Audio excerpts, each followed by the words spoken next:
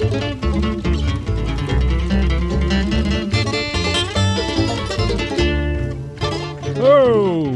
here we go again. Welcome to the Town Meeting Program. Monday, April 27th, 2020, starting out a brand new week. Very glad, as always, to have our sponsor of Town Meeting, Cordova Wireless Communications. They're the local cell phone provider that provides your local talk show. And when you invest in wireless services from Cordova Wireless, all those dollars stay here and circulate through the economy, which is something that, as we've been saying, is even more important during this very odd year. This show and all of our COVID content will continue to be archived on our YouTube channel, which is youtube.com/Cordova TV. If you want to be notified immediately when new content goes up on that channel, you can subscribe to it and click the notification bell. None of that costs anything, obviously. Free subscription, free notifications, and Robbie tells me it works great. I don't know. I just listen to him. So, we're coming off a weekend, and I was thinking rather than trying to recap and remind ourselves where we're at, rather than me doing that, we just go right to the horses' mouths, as it were, at the state and local level. So to see what's on the mind of what was on the mind of the state administration Friday, we'll just roll tape of Governor Dunleavy summarizing after the most recent press conference they had Friday afternoon. So again, keep in mind this was said Friday, and maintain that perspective as you hear anything about the coming weekend or the past week, that sort of stuff. Kind of time shift that in your head. So here's what the governor had to say Friday afternoon. We're entering a new weekend. It's supposed to have some nice weather. We're supposed to have some nice weather in the 50s, which will be great. I think a lot of people will be out, and they should be. We're going to ask you to start planning, if you haven't already, to make some appointments with some of your favorite businesses that have had a sacrifice over the last several weeks. And we all want to help our business community. We all want to help our friends and neighbors who are business men and women. This is an opportunity to do that, and we're going to do it responsibly, as we talked about. What I found in talking with Alaskans over time, and this issue that keeps coming up, once again, is how are you going to make them do something? How are you going to force them to do something? How are you going to make them comply? Again, it's not what Americans really are about. That's not what Alaskans are about. We've gotten here because Alaskans wanted to, and they wanted to help. Did businesses want to shut their businesses down? No, but they wanted to help. There'll be businesses that will start up here pretty quick. There'll be businesses that will take a little longer because they want to make sure things are in place. And unfortunately, there are going to be some businesses that may never open their doors again. And that's a tragedy for Alaska, and that's a tragedy for the folks that own those businesses.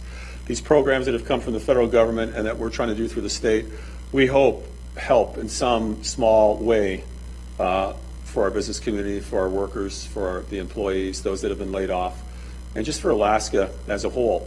I also want to talk just briefly about the concept of fear. FDR once said, the only thing we have to fear is fear itself. And in this particular instance, we didn't know what this thing was going to be like when we first heard about it coming out of Wuhan. Remember, Alaska was the first to receive a known plane that could have had the virus on it. We opened up our doors because we were Americans. We were Alaskans. We set up protocols early on in January, took this plane in at the international airport, did everything pretty much by the book that we knew at that time. And what we found when the plane left and landed in California is we had no infections. We had no infections from that plane in Alaska. It was handled really well by Commissioner Crum and Dr. Zink and their team. But we stood up our defense against this pandemic early on. And we've been talking to you now for many, many weeks, talking about how it's going to come, talking to you when it did come, talking to you about our first death, unfortunately, talking to you about our hospitalizations, looking at the numbers very, very carefully. All along, our business community did their part. You, as Alaskans, done your part. I don't, there's a lot of great states in this country. Americans are fantastic people. I wouldn't want to live in any other country. But Alaskans have really stepped up. now's our opportunity to step up a little more. A lot of this, a lot of our behaviors have changed. And we don't need the government telling us how to act in every detail. But you're going to see people stay 6 foot away. You're going to see people not want to shake hands. You're going to see people washing their hands constantly. You're going to see people, if they have get-togethers, they're going to stay far apart. And our businesses are trying to get up off the ground, get up out of this slumber that we put them in. They're going to need all the help they can get. I know a lot of you have been making purchases at our restaurants. Our hairdressers and the personal care outfits have been down, have been closed. This is an opportunity to show that we can do this responsibly. We can't, and we said this before, weeks ago, we're not going to let this virus beat us. We can't let this virus beat us. We've had many things thrown at us as Alaskans, both in territorial days and during statehood. And we'll have more things thrown at us. And this country's had a lot thrown at us. And we've overcome everything that's been thrown at us. And every time we come out of it, we're stronger. And so I would ask that we don't let fear rule our decisions. Concern, yes. Plan well, yes. Execute well, yes. Use the science and the data, absolutely. That's what should be driving this. But when I have conversations throughout the state, and occasionally I talk with an individual that doesn't want to listen to the data, doesn't care about the science, but they're overcome with fear to such a degree that they don't want things to open up, or they don't want to talk to other people, or they're afraid to go out of their house. I would only suggest that we've gone through these things throughout history. This virus appears to impact our children very little. Thank God. This virus appears to impact the average person from almost no symptoms to cold and flu-like symptoms. It's really those with underlying health conditions and our elderly that this virus really seems to wreak havoc. And so those are the folks that we really have to look out for. And you guys have done a great job. But we're not going to continue to keep our economy in a coma when the data and the science tells us that our children appear not to be impacted in a manner that is severe. That the average Alaskan that's not sick or doesn't have underlying health conditions is not impacted like it does our elderly and our those folks with underlying health conditions. So we're going to move forward. We're going to open up the economy, not with fear. We're not going to do it recklessly either, but we're going to do it with science and data and numbers and with your help. We have to get through this pandemic.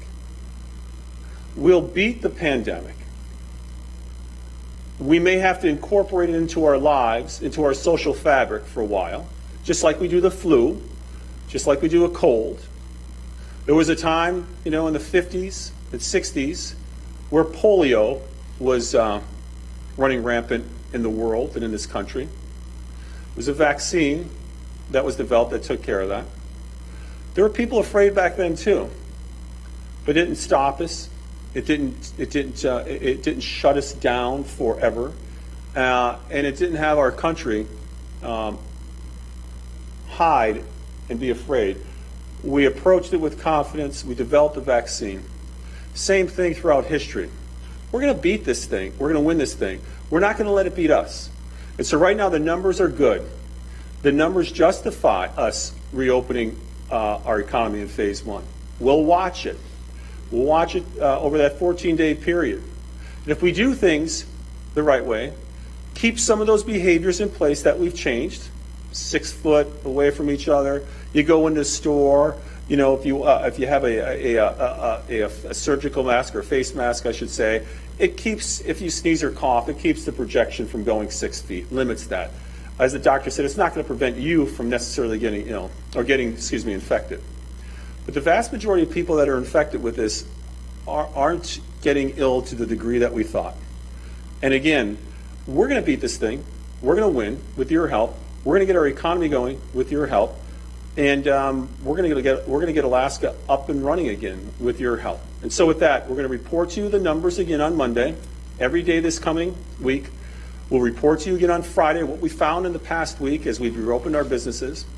And we'll talk about phase 2. But I think this is a positive page we've turned in Alaska. It's a positive page. It's a page we have to turn. It's a place we have to get to. And I want to commend our team. I want to commend you, Alaskans, for helping us get here. And I think we're going to do pretty well. And again, I think Alaska is going to be a model.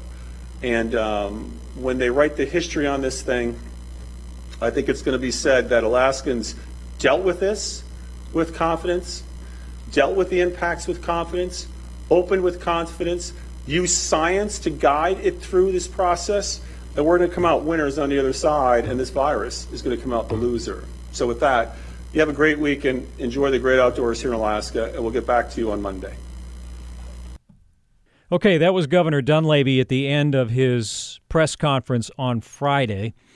And it's important to note, as we did over the weekend, if you were listening, when we did this show on Friday in the morning, the official position of the state with regard to beginning to reopen the so-called non-essential businesses, the state had made it pretty clear in their mandate that cities were not to tinker with those rules, that they were expected to apply statewide.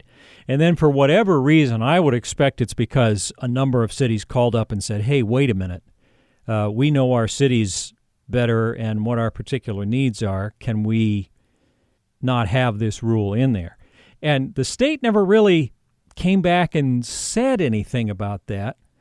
But all of a sudden, that language that I read to you on Friday from their mandate just disappeared.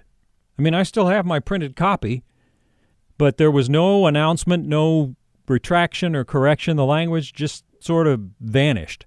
So, as it turns out, the local cities do have the ability to restrict things a little further, and we'll get into some of that later.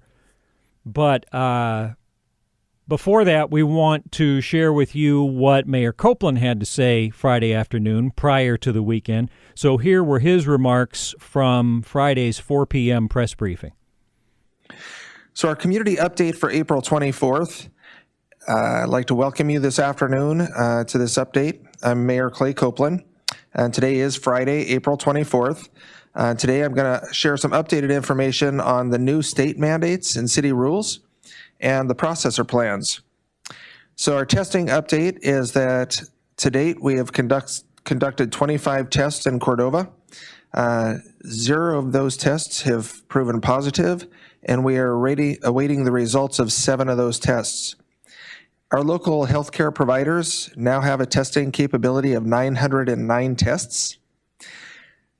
So some new announcements. There's been some confusion surrounding state mandates and city rules. Governor Michael Dunleavy issued a clarification that cities may move forward with rules and orders that are stricter than state mandates. This means that all individuals and businesses in Cordova must follow additional protections put in place by the city. In addition to the state requirements, this means all travelers must quarantine for 14 days arriving in Cordova. All travelers. All individuals must wear a face covering in public, and all businesses and vessels must adhere to added safety measures laid out in the City of Cordova mutual aid agreements. Those added safety measures include education of all employees regarding COVID symptoms and safety, ensure compliance with Cordova's temporary COVID-19 emergency rules, complete the health risk assessment for all employees, and notify the city of any and all failed health risk assessments. There is a new city order. As of yesterday, all individuals in Cordova must wear a mask, a bandana, or other type of protective cloth covering over the nose and mouth in public. This includes entering a building open to the public. It includes the harbor on docks and ramps. It includes when pumping gas or using gas station amenities. And it includes any other setting where social distancing of at least 6 feet is not possible. The only exemptions are for children under the age of 4, individuals with trouble breathing, and individuals with a medical condition that prevents them from wearing a facial covering. Also, please remember that even with a face mask, everyone must still practice social distancing. I want to reassure residents that the city is well prepared and working to address any challenges that come our way regarding this pandemic. We'll make sure that residents have the resources they need to stay safe and healthy. We are coordinating closely with the governor's office, the fishing industry, businesses, and local residents. I believe we'll strike a balance between protecting lives and livelihoods over the next few months. We've already put many protections in place, and they will stay there at least until the primary risk period from the influx of fishermen and cannery workers has passed. The city has plans from all processors in hand, and our medical team feels good about the procedures they've outlined. I'll tell you, I just got off the 3 o'clock afternoon industry call, and very encouraging. The Cordova District Fishermen United is communicating to all fishermen about various health and safety expectations. They sent a letter to all fishermen in Area E that will be arriving in mailboxes this week. That information is also on the city's website, the COVID website, in the resources and forms section.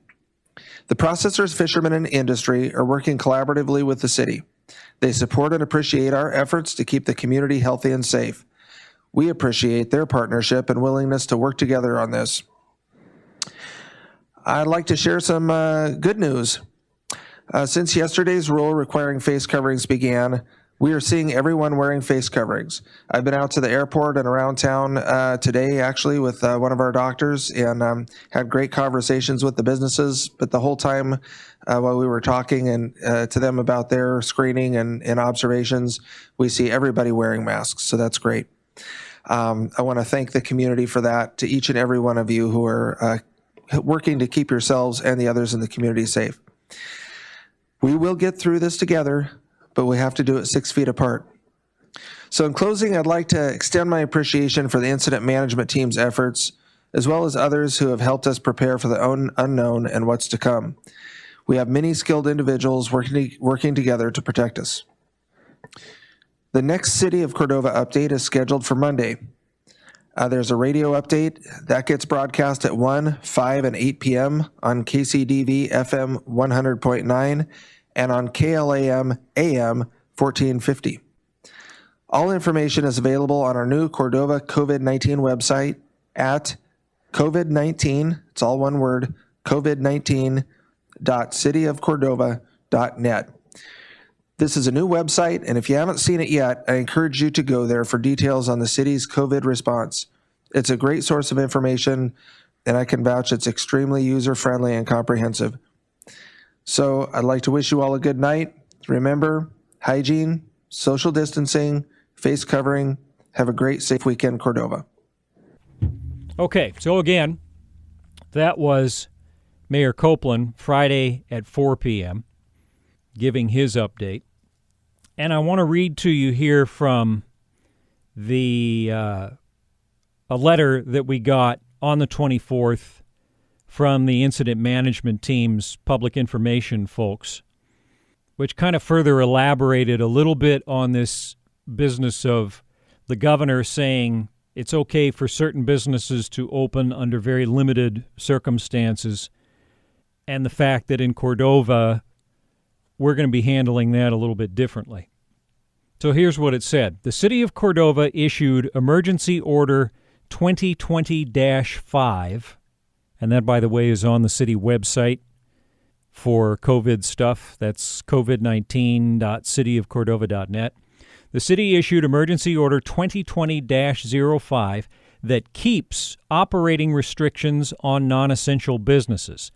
The restrictions are what businesses previously faced prior to the state of Alaska's loosening of restrictions in its Reopen Alaska Responsibly Plan, Mandate 16, which took effect Friday.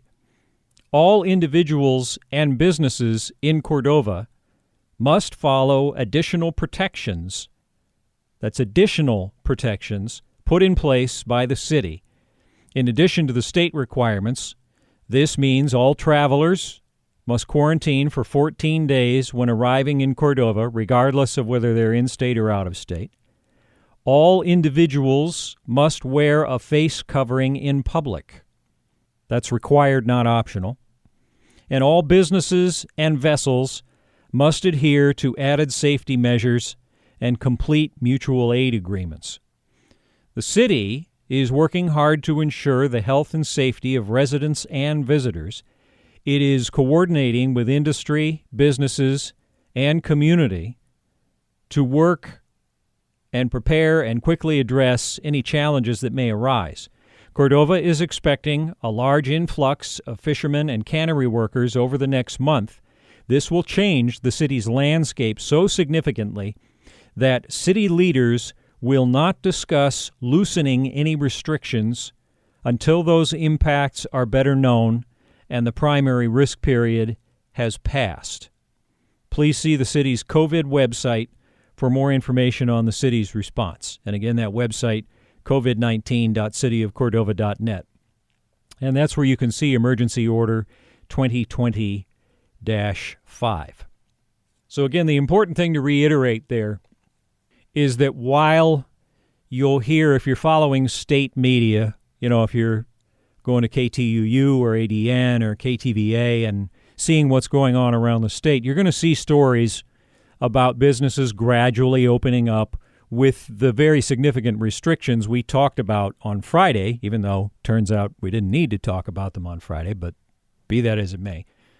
You'll hear about all those stories, but understand that the state reversed its position on whether or not individual communities could take stronger action. Originally, they said they can't, and then that language disappeared, and it is okay. And our city, largely, again, because of the fact that our population is going to continue to grow significantly over the next while, the city feels that maintaining a defensive posture is better until everybody's got a better handle on what the influx is going to do. So again, none of our hair salons, restaurants, other businesses that may be opening around the state in various communities, none of our businesses in that category should be changing anything from what's been going on over the last few weeks.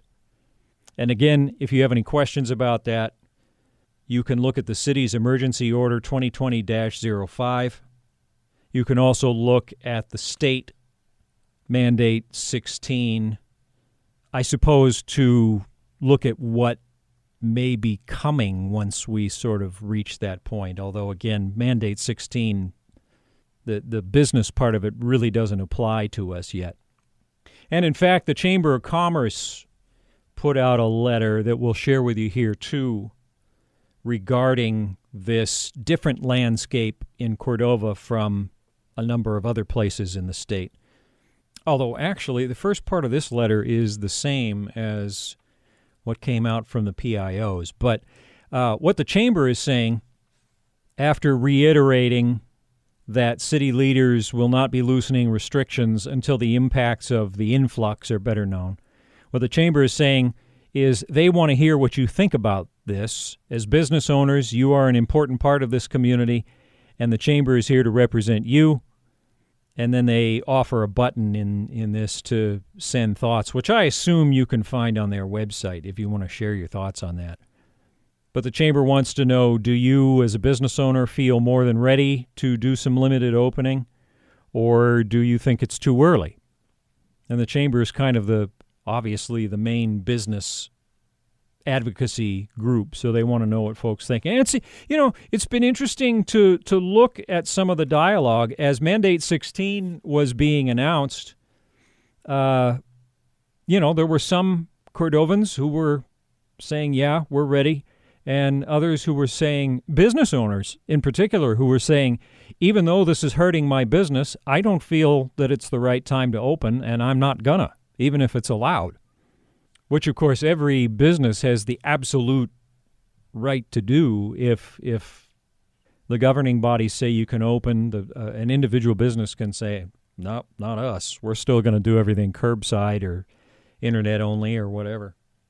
Because there's still a lot of strong feelings out there and a lot of misunderstanding, really, too. It was interesting to monitor the chatter when the idea of gradually opening some businesses was being floated last week because, of course, you had the extreme types that on either side, one side was saying, yes, everything's reopening. It's back to business as usual, which, of course, is utter nonsense. The only way you could say that is if you haven't read this mandate, if you just heard a headline or something and went with that, which unfortunately is a pandemic problem on social media where people read a headline and don't actually read the story and essentially have no idea what's going on. So it doesn't mean that the floodgates are thrown wide open. But then on the other hand, you had people who were very angry about any talk of opening anything because they assumed that meant, hey, the floodgates are wide open and the state's trying to go back to business as usual, which, again, is completely wrong. Even in places where the businesses are opening, there are very significant restrictions. For example, a restaurant in Anchorage or Fairbanks or wherever, a restaurant can only operate at 25% capacity. All of the tables have to be a minimum of 10 feet apart. No walk-ins are allowed to restaurants. The only way you can go to a restaurant in one of the cities that's allowing it is by making a reservation. And there's mask rules and glove rules and sanitization rules. So, I mean, it's nowhere close to business as usual. Anybody that's saying, yay, business as usual, or oh my God, business as usual, really need to take some time to read what's actually happening. Because it's not about getting instantly back to normal, and it's not about throwing vulnerable people under the bus. Now, continuing to go through this letter from the Chamber, it mentions City Council will hold a special meeting on Wednesday, the 29th, immediately following the joint City Council-Tribal Council meeting at noon, and that'll be live on the city's YouTube channel, which you can get through. My favorite way is to just go to cityofcordova.net and click the link. And they'll have the comment line open as usual, where you get placed on hold and then wait for your chance to speak. The Chamber is also reminding all local businesses about the required mutual aid agreements. All local businesses who are currently operating or who plan to operate in Cordova this summer need to fill out a mutual aid agreement with the City of Cordova. Completed forms can be emailed to forms@cityofcordova.net or dropped in the city Dropbox at the Cordova Center. By the way, we filled one of these out because we obviously intend to operate, and it's real easy. And we got a reply almost instantly. I don't know that that'll work for everybody, but, maybe we just turned ours in at a good time. But it's, like I said, it's real simple. And basically what you're doing by filling out that form is you're certifying that you have seen a particular list of rules and precautions that the city expects. You're saying, yes, I have read these, I agree to them, here's my form. Just so everybody's on the same page. The Chamber goes on to say, regarding protective measures and policies posting, all businesses who are currently operating in Cordova and open to more than 5 customers at a time at a physical site must post a COVID-19 protective measures or policies sign of some kind on the site of your business, and also file a copy of it with the city. It's probably easiest to just send it in at the same time as your mutual aid agreement. And the Chamber, by the way, has a template for one of these, which you can probably get from their website by clicking. Like I said, I'm reading from an email, but usually these emails the Chamber sends out, all this content is also on the website. So if you don't want to have to reinvent the wheel or start from scratch, you can get one of these. And again, this is any business that's open to more than 5 customers at a time at a physical site. So think grocery store that is not curbside only, or auto parts store, or whatever. Any store that's allowing people, more than 5 people at a time, needs to have this posted, and you can get a template from the Chamber. The Chamber also reminds folks that being out of compliance with these two requirements can get you a penalty of up to $500 per infraction plus a mandatory court appearance, which doesn't sound like fun. And if you have any questions, you can email forms@cityofcordova.net or call 6100. Also from the Chamber, cloth face coverings required. A reminder about that. The city released a new emergency order, which went into effect Thursday of last week, the 23rd. It requires everyone to wear a cloth face covering in public spaces, including stores. There are some exemptions for age and certain medical conditions. And it does say, too, that if you're alone in the space, you can take off the mask until someone else enters the space. So say you're shopping at a grocery store, there's nobody else in there. If you want to pull it down under your chin and have a little bit better airflow, that's okay. But as soon as somebody else shows up, if you see another person, pop it back up over the nose and mouth. And a good way to learn more about the guidelines for wear and care of cloth face coverings, good place to go is the city's COVID-19 website, which is covid19.cityofcordova.net, and then look for the cloth face coverings. And also, if you don't have one, there are a lot of resources for being able to get them, including free ones that people are making, medical quality. There's at least one operation by the business Maiden Cordova is selling lightweight black masks that are medical quality for $3 each. You can visit Maiden Cordova. That's Maiden as in a female person, Maiden, Cordova.com, maidencordova.com. If you want to get one that is, again, technically medical quality. Or there are a variety of ways to get one at little to no cost, and you can find the link for that, for those operations at covid19.cityofcordova.net. So that's kind of it here as far as the paperwork end of things, and really the list in general. So I think we'll just wrap it up here. I hope folks will continue to get good quality information, of course, in trying to understand all of this. I mean, there's a lot of garbage information flying around, and I'm not just talking about, like people fighting on Facebook or that kind of thing, but, even at the state and at the national level. I mean, the last thing in the world you want to see happen is for pandemic policy to become a function of party politics, and yet it's happening. You have high-ranking officials at the national level.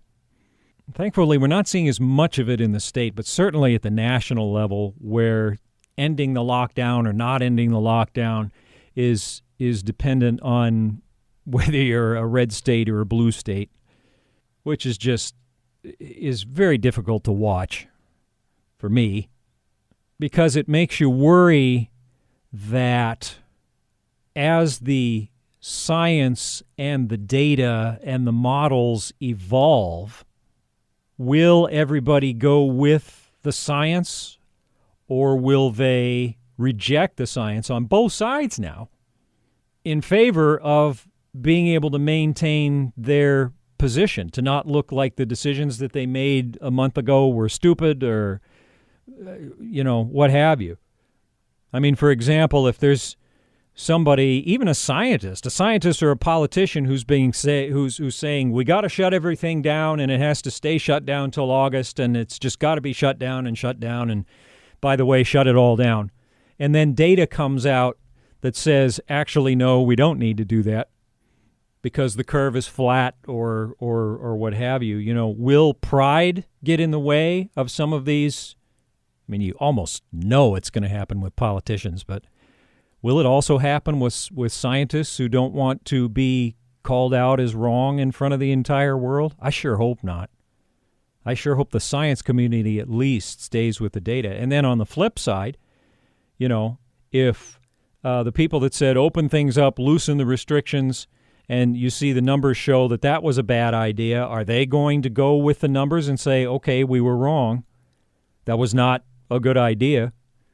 Or are they going to make excuses and remain steadfast because egos get in the way of data, or fear of being wrong in a social media world, which is a very real thing, the way some people behave in terms of wanting to utterly destroy someone who made a mistake or who doesn't share their opinion or whatever. So, I mean, I hope that this will continue to be a science-driven process.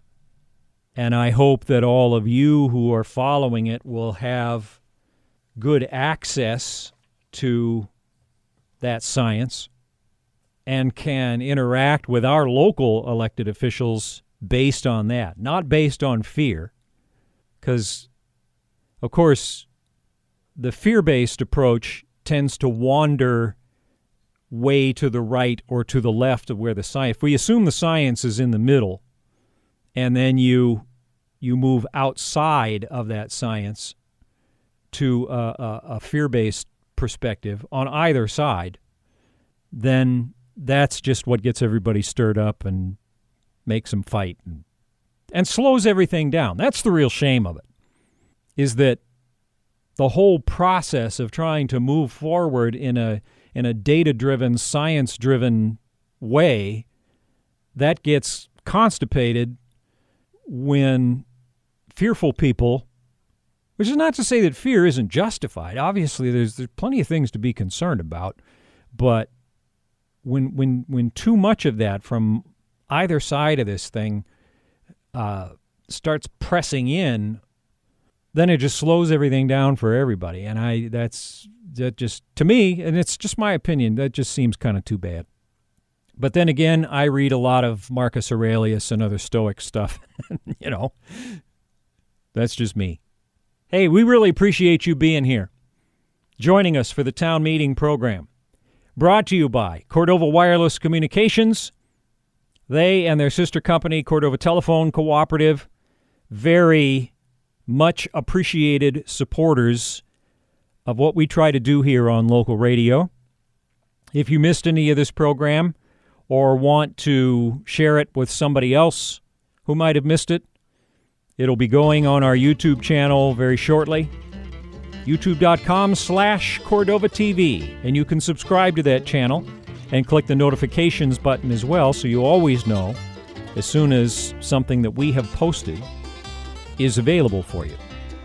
We'll have the daily briefing for you in the 1, 5, and 8 p.m. hours, usually with Mayor Copeland, maybe with somebody else. We'll see. That's a good way to get the most current content from the city officials. Those also get archived on the YouTube channel. We wish you all the best from behind our masks and look forward to you joining us for the next town meeting right here on KLAM. Oh, and P.S., all of the special programming that was delayed by this show will be made up. Don't want you missing anything.